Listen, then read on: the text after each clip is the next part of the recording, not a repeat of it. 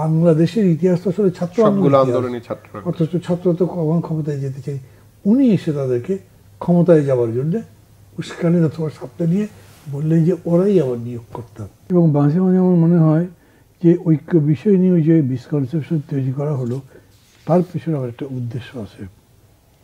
আপনি যেভাবেই বলেন না কেন, নির্বাচনের জন্য লড়াইটা হচ্ছে। নির্বাচন করে একটা গুড গভর্নমেন্ট প্রতিষ্ঠিত হবে, গুড গভর্নেন্স হবে, তিনি দেশের একটা উন্নতি করবেন। অন্তর্বর্তী যিনি আছেন তিনি যতখানি পারেন তিনিও করবেন, কেউ বাধা দিচ্ছে না। কিন্তু এই সব কিছু করা হচ্ছে একটা ফেয়ার ইলেকশন করে আরও বৃহত্তর গণতন্ত্রের ঘরে প্রবেশ করা। নির্বাচন যখন বলেছেন তখন আমিও দাঁড়িয়েছি, দুদু সাহেবও দাঁড়িয়েছেন, দুই পার্টি থেকে। আমাদের মধ্যে ঐক্য কীভাবে হবে? ইলেকশন তো মানে ইলেকশন মানে সে আপনি 1 বছর পরে দেন, 1.5 বছর পরে দেন।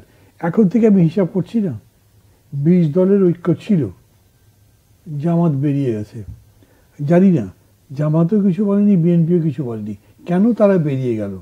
কিন্তু পলিটিক্যাল অ্যানালিস্টরা, রাজনৈতিক বিশ্লেষকরা বলছে জামাত হিসাব করে দেখেছে যেহেতু এখন আওয়ামী লীগ নাই, অতএব তারা হয়তো ক্ষমতায় যেতে পারবে না, কিন্তু মুখ্য বিরোধী দলের ভূমিকায় যেতে চায়।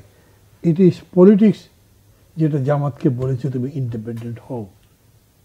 আপনি এখান থেকে বক্তৃতা করছেন আমাদেরকে জাতীয় ঐক্য গড়ে তুলতে হবে। কী জাতীয় ঐক্য হবে বিএনপি জামাতের মধ্যে এখন? হ্যাঁ, একটা জিনিস আছে। আচ্ছা, যদি এখন যেরকম আগরতলাতে হয়েছিল, আমাদের হাই কমিশন অ্যাটাক করেছে বা আমাদের স্বাধীনতা সার্বভৌমত্বের উপরে একটা আঘাত আসলো, একটা বড় দুর্যোগ তৈরি হলো, অথবা অর্থনীতির উপর একটা ঝামেলা আসলো, তখন আপনি জাতীয় অর্থনৈতিক স্বার্থে, জাতীয় স্বাধীনতা সার্বভৌমত্বের স্বার্থে সবসময় ঐক্যবদ্ধ থাকবেন, এই কমিটমেন্ট রাখেন।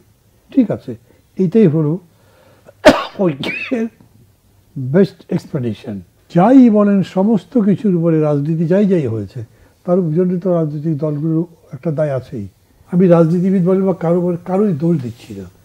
প্যারি কমিউনের ইতিহাস বলে পরিবর্তনটা হয়ে গেছে, কিন্তু হোয়াট টেক্সট আইডিয়াই করতে পারছি না, এখানেও করতে পারিনি।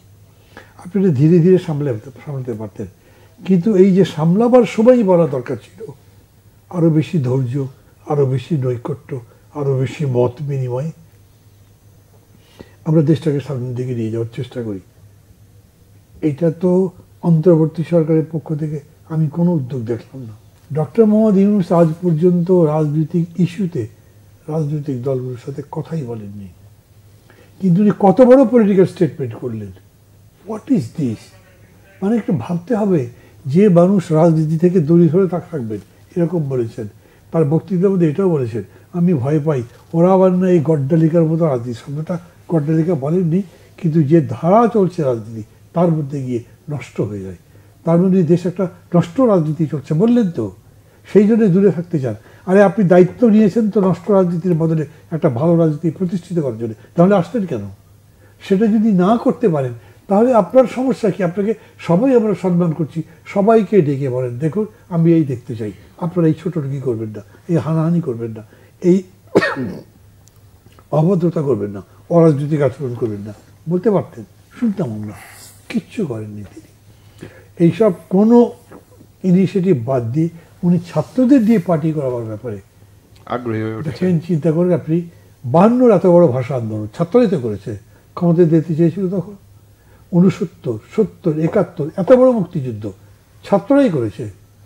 বাংলাদেশের ইতিহাস তো আসলে ছাত্র আন্দোলন, অথচ ছাত্র তো কখন ক্ষমতায় যেতে চাই, উনি এসে তাদেরকে ক্ষমতায় যাওয়ার জন্য উস্কানি অথবা সাপটা নিয়ে বললেন যে ওরাই আবার নিয়োগ করতাম।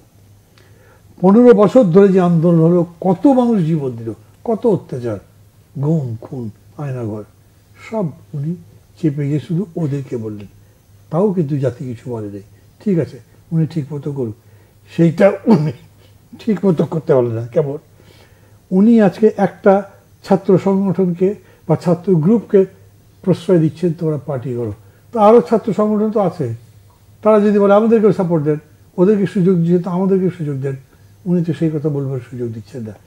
এই প্রেক্ষিতে হয়েছে কি যে উনি যেরকম করে এই বিষয়টা সাজাতে চেয়েছেন বলে আমরা ভেবেছি, কাজগুলো সেরকম করে হচ্ছে না। উনি কেন 19 বছর পর্যন্ত ভোটার লিস্টের কথা বলছেন? উনি ক্যান্ডিডেটদের বয়স কমিয়ে দিতে বললেন কেন? আমি যদি বলি এটা এই কারণেই যে তারা মনে করছে ইয়াংদের মধ্যে তাদের ভোট বেশি, অর্থাৎ ভোটার বাড়াতে তাদের বয়স কমিয়ে দাও। এগুলো কথা একদিন আসবেই।